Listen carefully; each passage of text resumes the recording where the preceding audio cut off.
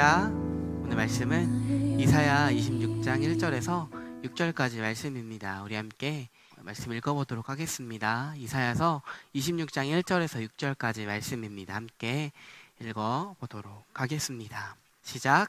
그날에 유다 땅에서 이 노래를 부르리라. 우리에게 견고한 성읍이 있으며 여호와께서 구원을 성벽과 외벽으로 삼으시리로다. 너희는 문들을 열고 시내를 지키는 의로운 나라가 들어오게 할지어다. 주께서 심지가 견고한 자를 평강하도록 지키시리니 이는 그가 주를 신뢰함이니이다. 너희는 여호와를 영원히 신뢰하라. 주 여호와는 영원한 반석이심이로다. 높은 데에 거주하는 자를 낮추시며 솟은 헐어 땅에 엎으시되 진토에 미치게 하셨도다. 발이 그것을 밟으리니 곧 빈궁한 자의 발과 곰핍한 자의 걸음이로다. 아멘. 이사야서는 하나님의 심판과 회복의 약속이 번갈아 가면서 나오고 있습니다. 처절하고 강력한 하나님의 심판 선언 이후에 하나님은 회복에 대한 약속을 제시하여 주십니다. 이사야서에 나타난 하나님은 심판의 주님이시기도 하지만 회복과 또 구원의 주님이시기도 합니다. 오늘 읽은 말씀에는 심판과 구원, 또 징계와 회복의 메시지가 같이 나타나고 있습니다. 1절에서 그날에 이 노래를 부를 것이다 라고 이사야는 말하고 있습니다. 그 노래의 내용은 바로 유다의 구원에 관한 내용입니다. 하나님의 구원이 성벽이 되고 또 외벽이 되어 견고한 성읍이 된다는 것입니다. 이 내용이 쓰여진 때의 배경은 고대 근동 지역이었습니다. 각 나라들이 성벽을 쌓아 성을 보호하였던 때입니다. 견고한 성벽, 또 외벽이 있어야 외세의 침략을 막을 수 있었던 때입니다.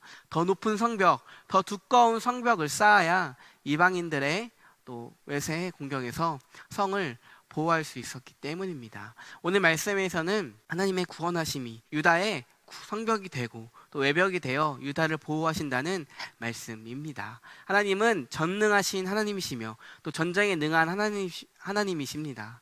만유의 주이시며 또 능력의 하나님이십니다. 그분께서 유다를 지키시고 또 그들의 보호막이 되신다는 것은 엄청난, 아니 말로 표현할 수 없는 보호를 받게 된다는 것을 의미하는 것입니다. 하나님은 하나님을 신뢰하고 또 마음을 지키는 자를 평강의 길로 이끌어 주신다고 말씀하십니다. 하나님이 보호하시는 그 성읍은 신의를 지키는 자, 또 신실한 자가 그곳에 들어갈 수 있다라고 말하고 있습니다. 즉 하나님을 믿고 있는 자, 하나님이 어떤 분이신지를 알고 하나님을 믿고 따르는 자가 그 성읍에 들어갈 수 있다는 것입니다. 그 성읍에 들어오는 자는 하나님의 보호하심을 받게 되고 또 그분의 보호하심 안에 살아갈 수 있는 평강이 주어지게 된다는 것입니다. 또 하나님은 심지가 견고한 자를 평강하도록 지킨다라고 말씀하십니다. 심지가 견고한 자는 한결같은 마음을 뜻하는 말입니다. 즉 한결같이 하나님을 믿고 또 그 믿음을 지키는 자, 그런 자에게 하나님은 평강을 주신다라고 말씀하고 계시는 것입니다. 즉 하나님은 마음을 정하여 의를 따르기로 한, 하나님을 따르기로 한 그런 자들을 구원의 성읍에 들이시고 또 보호하신다는 것입니다. 그런데 이스라엘 백성들의 역사를 돌아보면 이스라엘 백성들은 가나안 땅에서 살아가면서 단 한 번도 하나님 앞에서 신실하지 않았습니다. 끊임없이 우상들을 숭배하였고 자신들의 멋대로 자기가 원하는 대로 살아왔던 자들이었습니다. 신실함이라고는 찾아볼 수 없었던 민족이 바로 이스라엘 민족이었던 것입니다. 하나님은 이스라엘 백성들이 하나님 앞에서 또 언약에 대해 신실하기를 원하셨습니다. 하지만 그들은 전혀 신실하게 살아가지 못하였다는 것, 우리 성경을 통해 발견할 수 있습니다. 그 결과 그들이 가나안 땅에서 쫓겨나게 되었고 또 심판과 징계를 받게 되었던 것입니다. 하지만 하나님은 신실하지 못한 그들을 구원하시고 사망에서 건져내셨으며 또 구원으로 견고한 성읍을 삼아 그곳으로 들이셨습니다. 이스라엘이 신실해서라기보다는 그들이 하나님 앞에서 어떤 업적을 쌓았다기보다는 하나님이 자신의 주권으로 그들을 구원하시고 또 어려움에서 건져내 주신다는 것입니다. 이스라엘이 무너지고 이방 나라의 공격에 흔들린 것은 그들의 신인 여호와의 무능함 때문 아니었습니다. 당시 고대 근동 지역의 나라 간의 전쟁은 신들의 전쟁이었습니다. 만왕의 왕, 또 온 세상을 창조하신 하나님을 믿고 그 하나님을 믿고 있는 이스라엘이 우상을 숭배하는 그 수많은 나라들의 표적이 되었고, 그들의 힘에 무너지고 실패를 경험한 것은 하나님이 다른 나라의 신들보다 약해서가 아니라, 하나님이 무능해서가 아니라 이스라엘의 신실하지 못함, 그들의 죄악 때문이라는 것입니다. 하나님은 결국에 이스라엘을 강대국의 손에서 건져내 주셨고 그들을 구원하여 주셨습니다. 바벨론에 의해 포로 생활을 하지만 그들을 다시 가나안 땅으로 돌아오게 하시고 이스라엘이 회복되게 만들어 주셨습니다. 이것 또한 이스라엘의 어떠함 때문이 아닌 반석이신 하나님의 은혜라는 것입니다. 영원한 반석, 흔들리지 않는 영원한 반석이신 하나님이 이스라엘에게 구원을 베푸시고 구원으로 보호하셨기 때문에 이스라엘이 사망에서 또 절망에서 건짐을 받아 구원을 받게 되는 것입니다. 반석이신 하나님이 결코 흔들리지 않고 무너지지 않는 분이시기에 우리가 그분을 신뢰할 수 있는 것입니다. 신실한 자에게는 구원을 허락하시고 자신을 높이고 교만한 자에게는 무너뜨리시는 분이시기에 정의와 공의, 정확한 판단의 기준이 있으신 하나님이시기에 우리가 영원히 신뢰할 수 있는 분이라는 것입니다. 하나님은 교만한 자, 자신을 스스로 높이는 자를 낮추시고 먼지와 같이 무너뜨리시는 분이십니다. 단순히 자신의 감정, 기준 없이 심판하시고 무너뜨리시는 분이 아니라 정의와 공의로 정확한 하나님의 기준으로 인해 심판하는 분이시기에 우리가 또한 그분을 신뢰할 수 있다는 것입니다. 당시 세상의 왕, 또 열방이 섬기는 신들은 자신의 감정, 기분에 따라 나라를 무너뜨리고 분노를 발하였지만 하나님은 신실함과 겸손함, 또 교만함과 포악함을 기준으로 심판하시고 징계를 내리셨습니다. 이스라엘의 멸망, 이스라엘의 몰락은 하나님이 하나님의 기준에 맞지 않는 이스라엘을 심판하신 것이고 또 교만한 이스라엘을 낮추신 것입니다. 하지만 하나님은 이스라엘을 구원하시겠다고 작정을 하시고 은혜로 구원하심으로 그들을 구원하여 주셨습니다. 결코 흔들리지 않는 반석이신 하나님께서 이스라엘을 구원하여 주셨고 그들의 구원의 요새가 되어 주셨습니다. 그 하나님께서 우리의 구원의 하나님이 되어 주셨습니다. 하나님은 강대국에 의해 짓밟힌 삶을 살아가던 이스라엘을 구원하여 주셨고 죄와 세상에 짓밟혀 살아가던 우리를 구원하여 주셨습니다.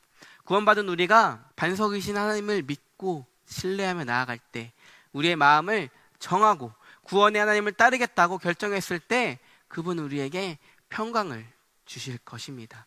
우리가 영원히 흔들리지 않게 만들어 주실 것입니다. 시편 62편 6절에서 시인은 이런 고백을 하고 있습니다. 오직 그만이 나의 반석이시오, 나의 구원이시오, 나의 요새이시니 내가 흔들리지 아니하리로다.